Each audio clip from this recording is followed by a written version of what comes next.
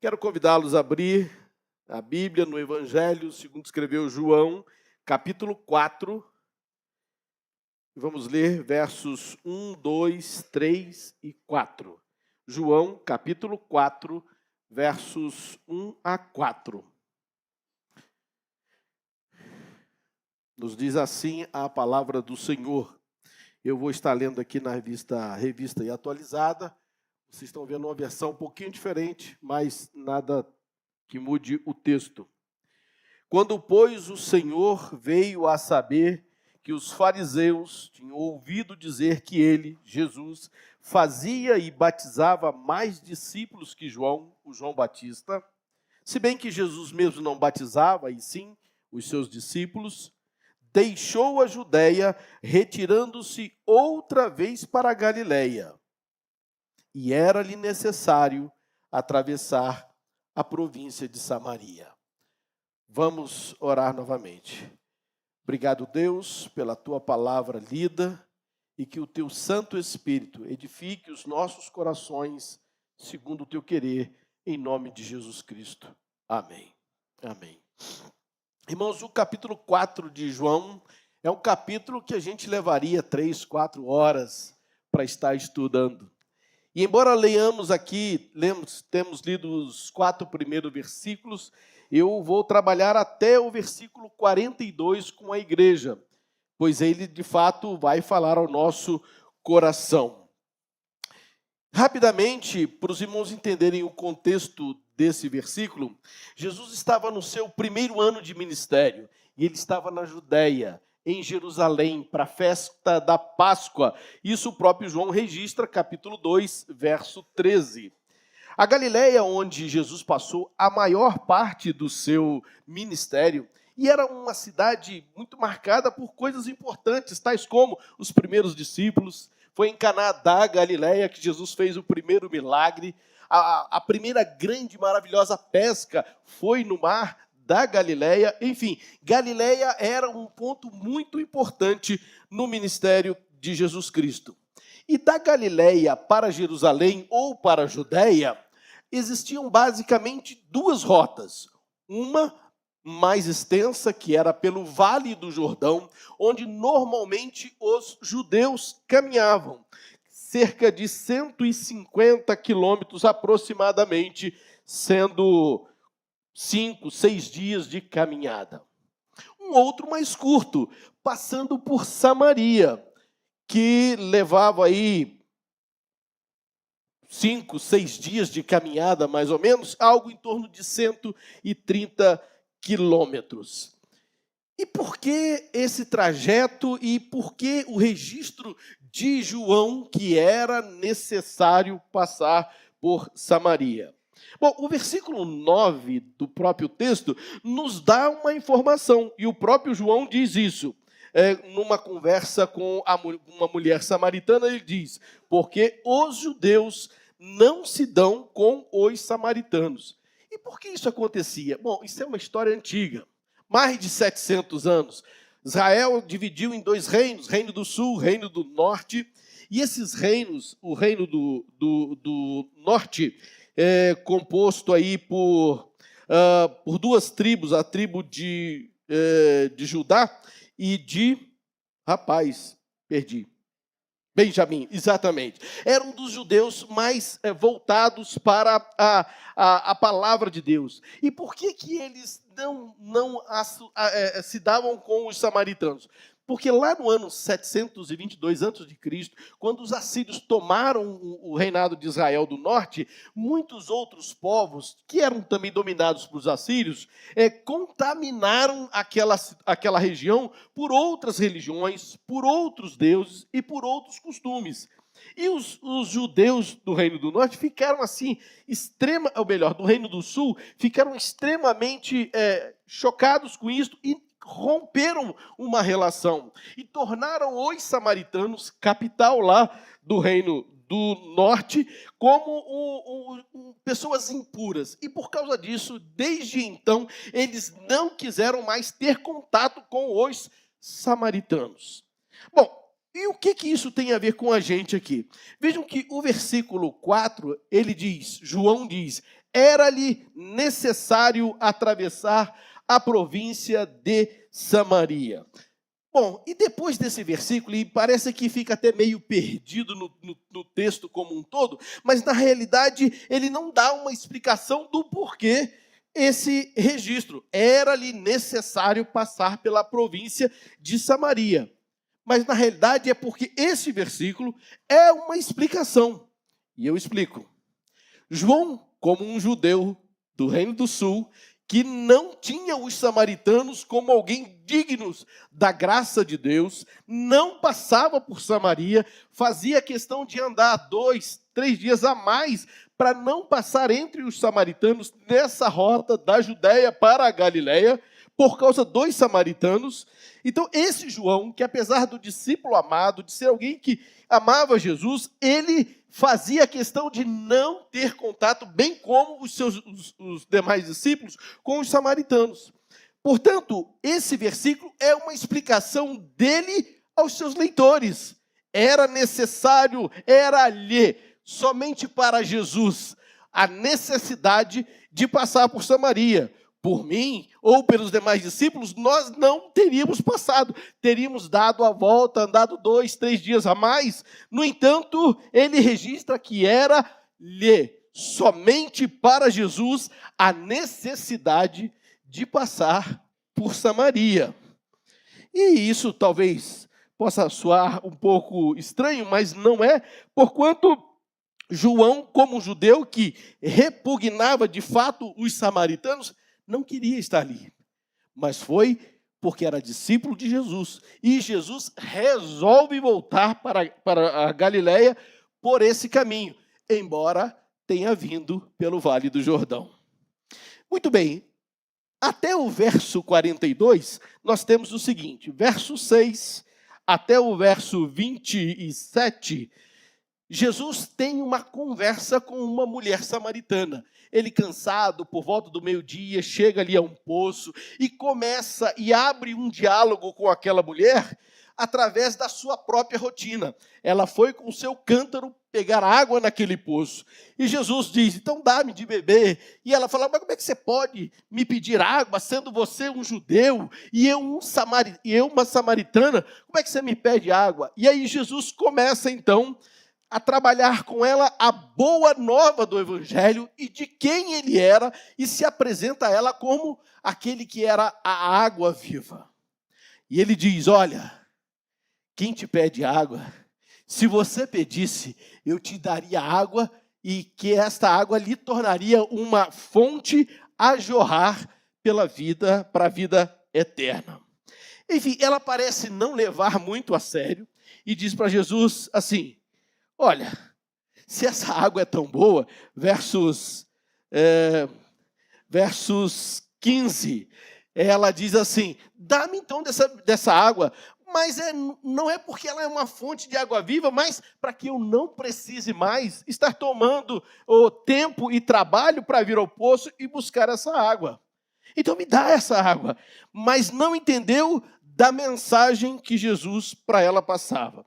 Como ela não entende, então Jesus já muda e pede para que ela chame o seu marido, e ela tem uma vida pregressa, ela tem uma vida onde já tinha dos 5 maridos, e o que ela estava no momento não era dela, versos 18.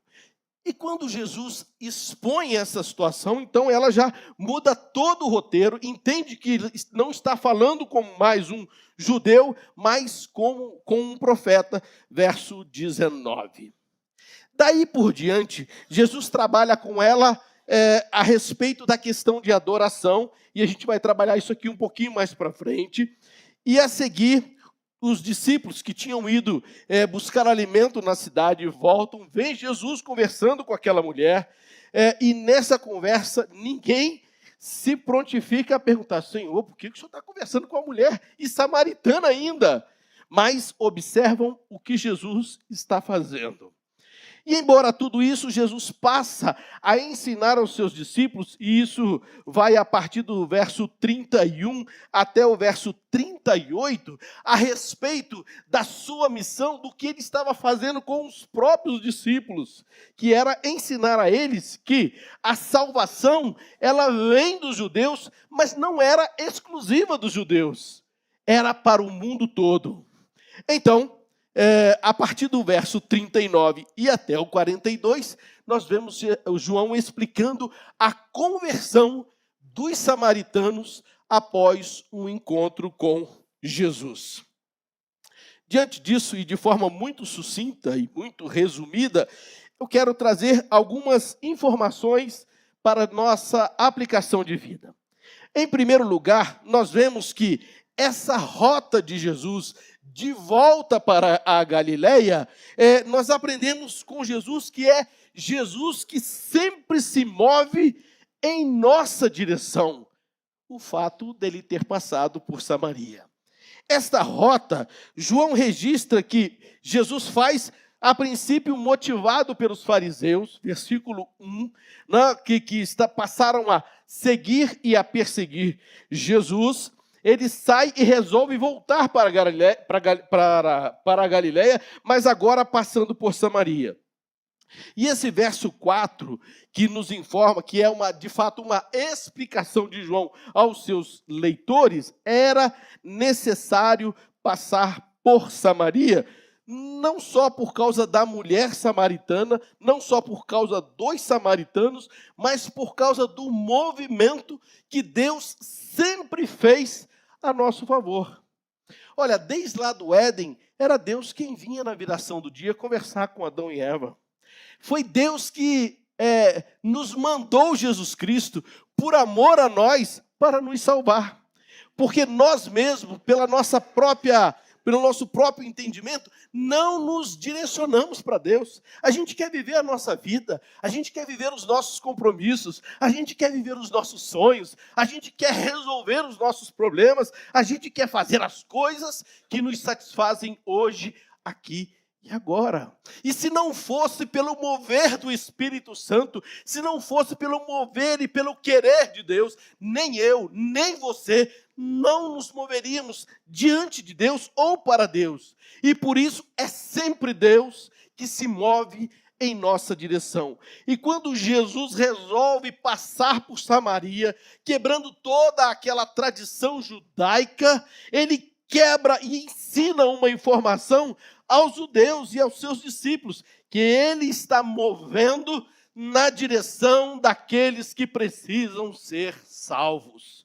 Os samaritanos, embora tivessem essa rixa com os judeus, eram oriundos também das tribos de Israel, eram alguém que esperava pelo Messias.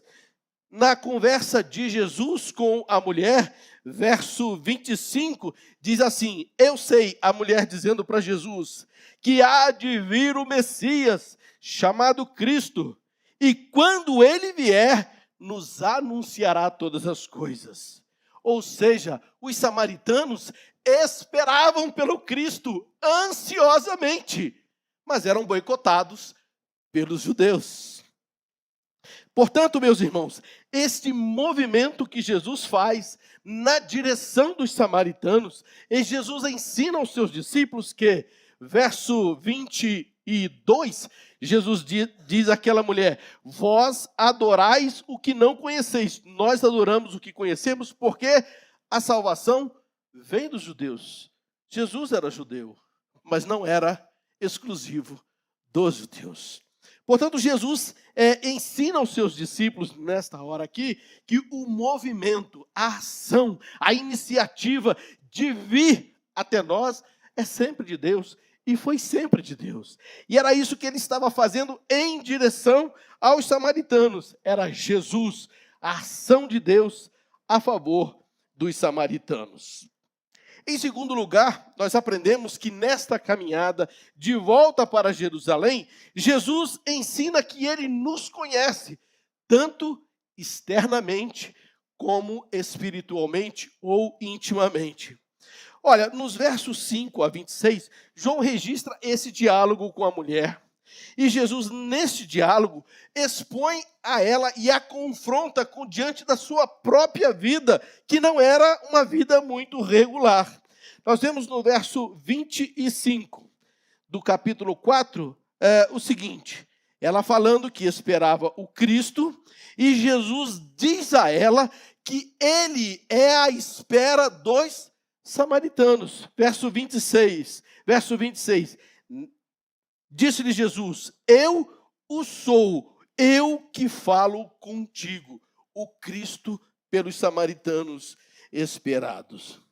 A mulher samaritana, ao entender isso, verso 19 nos diz que ela aceita Jesus e entende que Jesus é um profeta, entra numa, eu vou chamar de calcanhar de Aquiles, para vocês entenderem, num ponto nervoso entre judeus e samaritanos.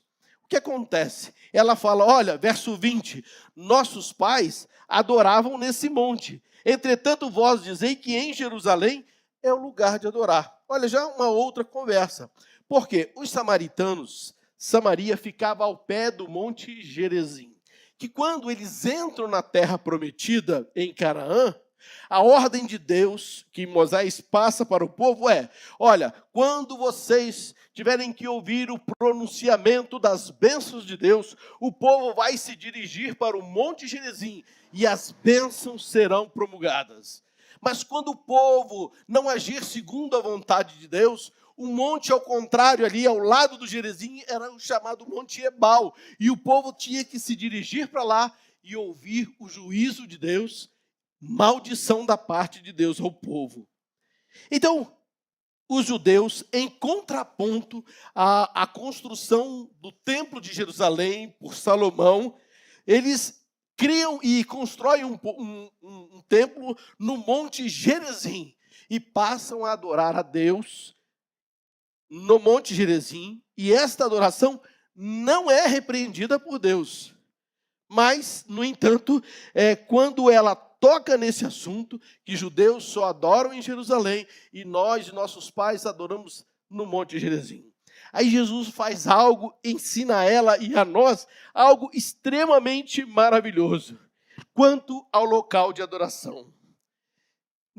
O local de adoração em si, nem as suas muitas atratividades, não definem o adorador, nem a adoração de Deus. Nós temos visto por aí muitas igrejas investindo em luzes, fumaça, tecnologia e um monte de coisa para atrair gente para estar ali, porque lá fica bonito, o show é bacana, e as coisas acontecem, e a gente fica maravilhado, e a gente vê que muitas pessoas ficam maravilhadas com isso. Enquanto o que Jesus ensina para esta mulher é que não são as coisas, nem o local que definem a adoração a Deus, até porque Deus, ele não deixa que a adoração preceda o próprio adorador. A adoração nunca precedeu o próprio adorador diante de Deus. Vamos ler aqui versos 23, 24, do capítulo 4, que nos diz assim: mas vem a hora, Jesus falando com a mulher, e já chegou, em que os verdadeiros, primeiro, adoradores, então adorarão o Pai em espírito e em verdade, porque são esses que o Pai procura para seus adoradores.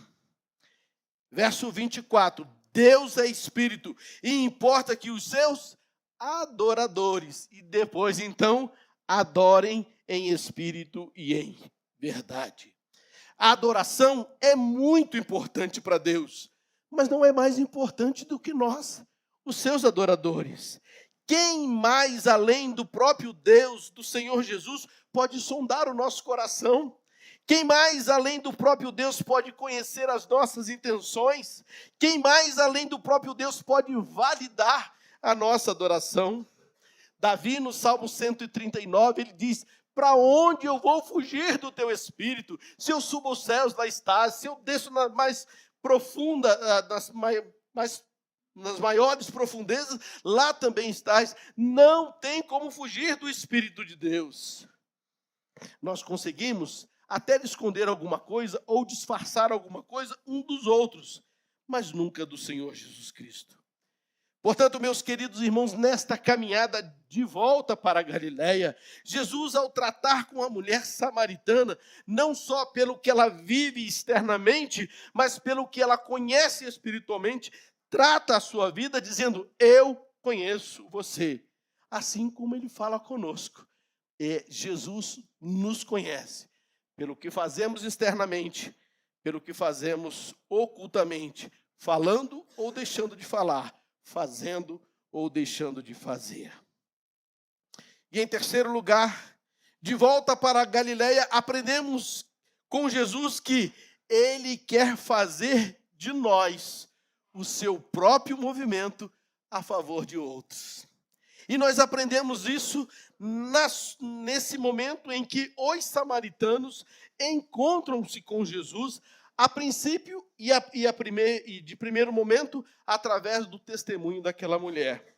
Nós vemos aqui que no verso 28, ela entendendo que Jesus Cristo era o Cristo prometido, diz o texto que ela deixa o seu cântaro, deixa a sua atividade, que era buscar água, e vai até a cidade dizer aos homens que ela encontrou a Jesus, o Cristo esperado. Versos 29 e 30. E diz a palavra que saíram, pois, da cidade e vieram ter com ele a Jesus por causa do testemunho daquela mulher. Queridos irmãos, nesse momento onde esta mulher fala de Jesus para aqueles homens e que eles retornam para conhecer a Jesus, versos 39 a 42, e agora eu peço para projetar, porque eu quero ler com a igreja, nós aprendemos que esse movimento de Jesus continua ainda acontecendo, só que agora Deus usando pessoas como eu e você a favor de outros. Vejam o que acontece com os samaritanos a partir do testemunho de alguém que conheceu a Jesus, aquela mulher. Muitos samaritanos daquela cidade creram nele em virtude do testemunho da mulher que anunciara: ele me disse tudo quanto tenho feito. Vindo, pois, os samaritanos ter com Jesus, pediram que permanecesse com ele e ficou com ele ali 2 dias. Muitos outros creram nele por causa da sua palavra. Mas agora vem a cereja do bolo. E diziam à mulher: já agora não é pelo que disseste a nós que cremos, mas porque nós mesmos temos ouvido e sabemos que este, Jesus, é verdadeiramente o Salvador do mundo. É Deus usando pessoas como eu e você para levar a sua palavra a pessoas que talvez eu e você até ignoremos. Nem queremos saber.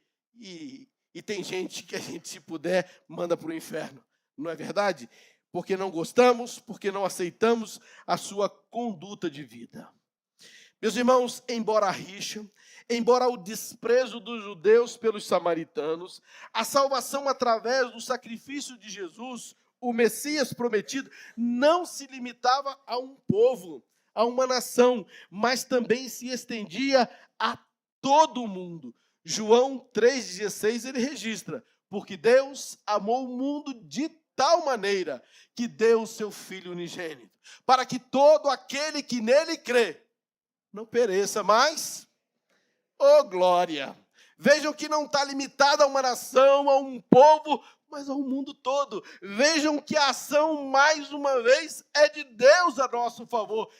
Ele nos amou e de tal maneira ele resolveu se doar a nosso favor, mandando Jesus Cristo, o seu Filho, para morrer por mim, para morrer por você. Os discípulos estavam testemunhando ali, meus queridos, o amor de Deus, a salvação de Cristo, abrangendo também os samaritanos. E eles teriam que batizá-los. Verso 2, nós vimos aqui o registro de João, se bem que Jesus mesmo não batizava, e sim os seus discípulos. Vocês imaginam um negócio desse? Alguém que eu não gosto, alguém que eu faço questão de andar 30 quilômetros a mais, um dia de caminhada, um sol escaldante, numa terra árida, para não passar no meio deles, e agora eu vou ter que batizá-los. Olha, isso foi confrontador para os discípulos que aprenderam que a missão de Jesus não era só para eles, mas era para o mundo todo. E o mundo todo abrangia, inclusive, esses samaritanos rejeitados por eles.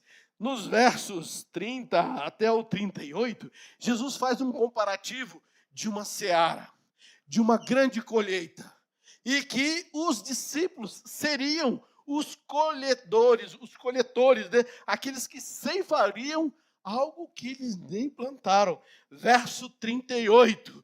Eu vos enviei para ceifar o que não semeastes. Outros trabalharam e vós entraste no seu trabalho. Ou seja, o que Jesus está falando aqui para os discípulos? Vocês nunca se preocuparam e nem pregaram a palavra aos samaritanos. Outros fizeram isso. Mas vocês agora terão o privilégio de fazer a colheita. Os batizarão, serão os ceifeiros da seara do reino, numa seara em que eles não semearam. Queridos irmãos, eu quero fazer duas aplicações diante do que nós aprendemos aqui nesta noite. E a primeira é que Deus continua, nós somos o movimento que Deus usa hoje para salvar outras pessoas. Jesus Cristo veio, montou uma comissão de 12 homens para mudar a história do mundo. E mudou. Nosso calendário se divide em antes e depois de Cristo.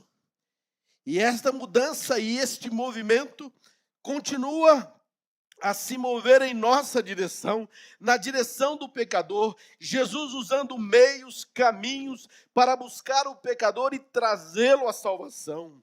O sacrifício de Jesus na cruz não está regionalizado ou mesmo limitado a um povo ou uma nação, mas o evangelho precisa ser pregado até que Jesus volte e deve ser pregado pela igreja. E nós somos a igreja de Jesus. Jesus usou uma rota desprezada pelos judeus, usou um povo desprezado pelos judeus para mostrar que a salvação era para todos. Os judeus tinham as suas próprias convicções, tinham as suas próprias verdades e por isso não consideravam os samaritanos.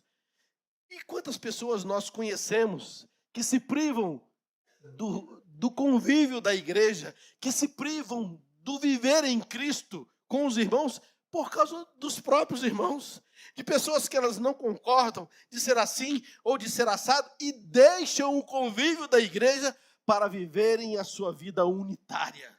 E igreja não existe no singular, somente no plural. Somente o conjunto de salvos formam a igreja. E quando Jesus vem e muda a rota do entendimento dos judeus para com os samaritanos, Jesus está nos ensinando que esta boa nova continua a ser pregada, usando Deus e o Santo Espírito as nossas vidas. De volta para a Galileia é muito mais que um trajeto, que um discipulado com Cristo. É muito mais que isso, porque é uma missão da igreja que Jesus nos coloca para realizarmos no nosso tempo e no nosso espaço. Somos semeadores e ceifadores da seara de Cristo, semeando para que outros plantem ou até colhendo onde outros plantaram. Portanto, eu e você, como igreja de Cristo, não determinamos quem pode e quem não pode ser salvo, mas precisamos ser usados por Jesus para lá fora não vivermos uma igreja por si só, ou dentro de si mesma, mas para externar o evangelho que mudou a nossa vida e a nossa rota diante do mundão que está por aí, se perdendo, sem saber o que procura, quando só Jesus é a solução. A segunda aplicação que eu quero fazer é para que não vivamos um evangelho com o testemunho do outro, mas vivamos um evangelho pela nossa própria experiência. E isto aprendemos com os próprios samaritanos, que num primeiro momento foram até Jesus por causa do testemunho daquela mulher que conheceu Jesus, reconheceu ser ele o Cristo e foi falar de Jesus àquela cidade samaritana. A mulher, ao reconhecer Jesus, lá no verso 29, deixa o seu cântaro e vai testemunhar Jesus. E muitos samaritanos vão ao encontro de Jesus para saber quem é Jesus. Verso 39 que lemos, muitos samaritanos creram em Jesus. E o verso 42 nos é o grande ensino, pois, e diziam à mulher, verso 42, já agora, não pelo que disseste que nós cremos, mas porque nós mesmos temos ouvido e sabemos que este Jesus é verdadeiramente o Salvador do mundo.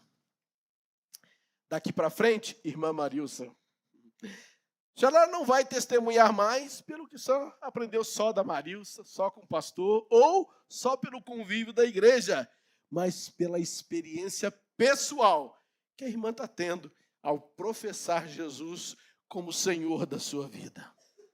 Vocês que chegam na Igreja Presbiteriana Casa de Pedra, não se esqueçam que essa igreja é composta de pessoas imperfeitas, pessoas pecadoras, inclusive a liderança, só para deixar registrado, para quem não sabe.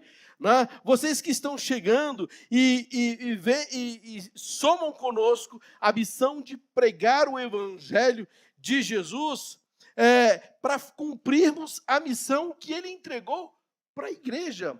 É a igreja de Jesus quem vai pregar o Evangelho e mais ninguém. O mover de Jesus continua agindo na direção do pecador.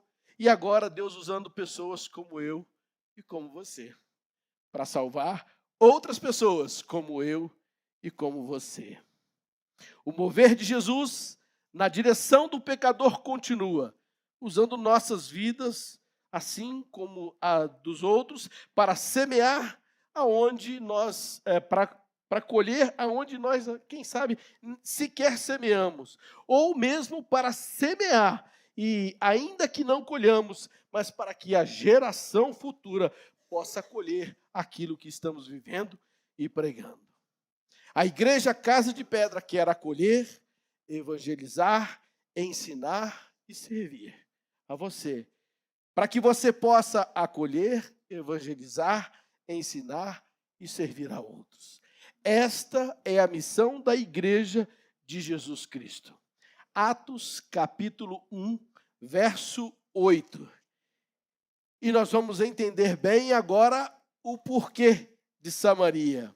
Diz o texto, mas recebereis poder ao descer sobre vós, isso Jesus falando, o Espírito Santo, e sereis minhas testemunhas, tanto Jerusalém, em toda a Judéia e Samaria, e depois nos confins do mundo.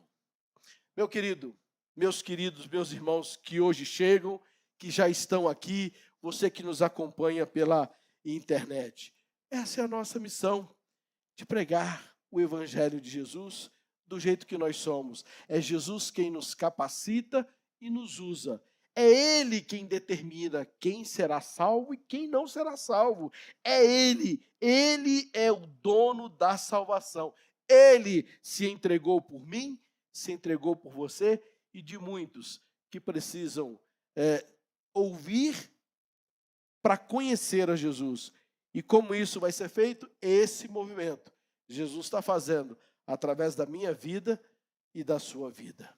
Portanto, não vamos deixar passar a oportunidade e o privilégio, seja por motivo que for, de pregarmos o genuíno evangelho de Jesus Cristo aos pecadores que precisam de Jesus. Que a palavra de Deus nos abençoe, que esta palavra fale ao seu coração ainda mais. E que este convite de volta para a Galileia, essa caminhada de Jesus, possa fazer você refletir, para você deixar Jesus te ensinar, discipular naquilo que precisamos fazer como missão da igreja. Que Deus nos abençoe. Amém.